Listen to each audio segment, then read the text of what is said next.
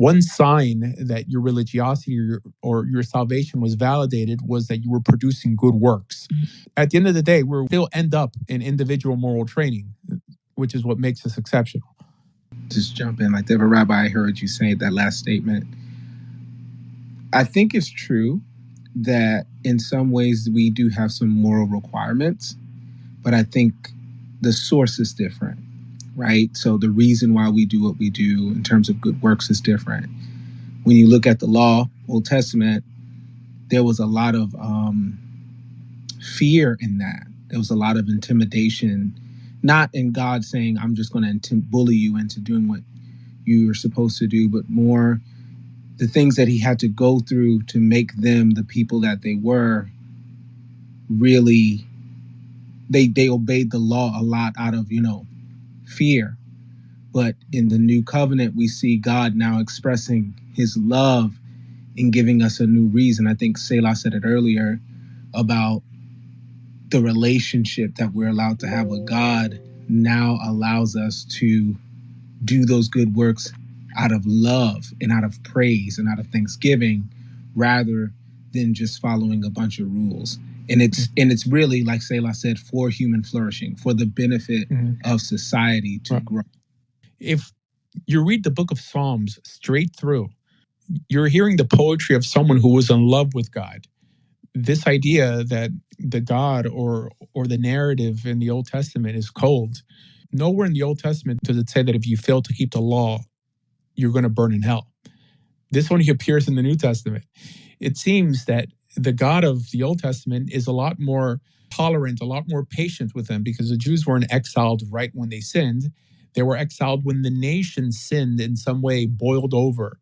But there's just as much passion between man and God in the Old Testament as there is in the New Testament. And like I said, just the book of Psalms alone. You have Lamentations where Israel is crying out for missing the mark. They know how far they strayed. It's a relationship built off of standards. And I believe Christianity is also a relationship built off of standards also. James talks about faith without works is dead. Clearly, it's a combination of two, both in Judaism and in Christianity, because faith itself is a commandment. To believe in God is considered the first of the 10 statements or 10 commandments. I am the Lord your God who brought you out of the land of Egypt, i.e. believe in me. I think Christianity and Judaism are similar from that perspective, and that's what makes Christianity so ethical. And don't forget, Jesus says in Matthew 5, verse 17, he said, I didn't come to destroy the law, but to fulfill it. And anyone who teaches anyone to break the least of these commandments will be called least in the kingdom of heaven. So that's what keeps Christians ethical, and that's what keeps Jews ethical, that ethical standard. We have it filtered through Moses as the lawgiver, and you have it by emulating someone who kept the law, which is Jesus. I'll agree with you with this part. The Old Testament does, I think what you said, and honestly, Rabbi, a lot of Christians miss about the Old Testament sometimes is that we assume that God is completely cold. I'm not saying God was completely cold. I think his patience was a little different because there were more instances where people were immediately killed or immediately faced a death penalty or things like that. There was an immediate to the punishment. And I think when we get to the New Testament, we don't see that, at least after Ananias and Sapphira, obviously.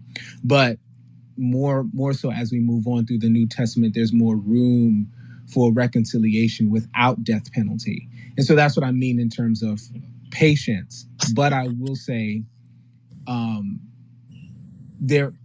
what we have, back to what I was saying, what we have in Jesus, right?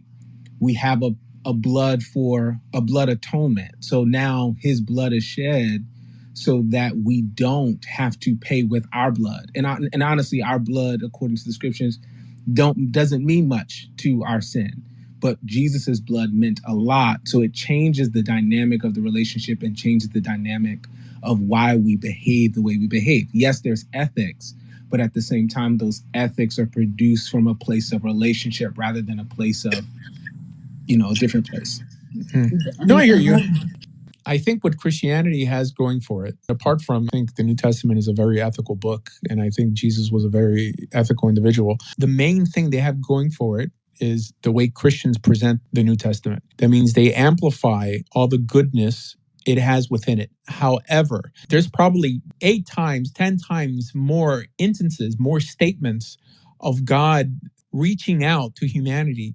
There's kinder songs, there's kinder statements, just all through the prophets, all through the book of Psalms, even in the Torah itself. The New Testament is 27 books. The 4 Gospels share many stories over and over again, and Paul typically deals with statements that appear in the prophets, and he's analyzing them. So it seems that almost everything ethical that appears in the New Testament appears twice or 3 times over in the Old Testament. But for some reason, people just view the laws, the stringency. Love cannot exist without standards. Jesus even said, if you love me, you keep my commandments. It's a 2-part process. The Old Testament is so much larger than the New Testament. It's got more to say on a sentimental note. I mean, even God says that your bulls and your new moon festivals is all detestable to me. He wanted people to be more ethical and less ceremonial. Ultimately, the ceremony was there to guard the ethical, not the other way around.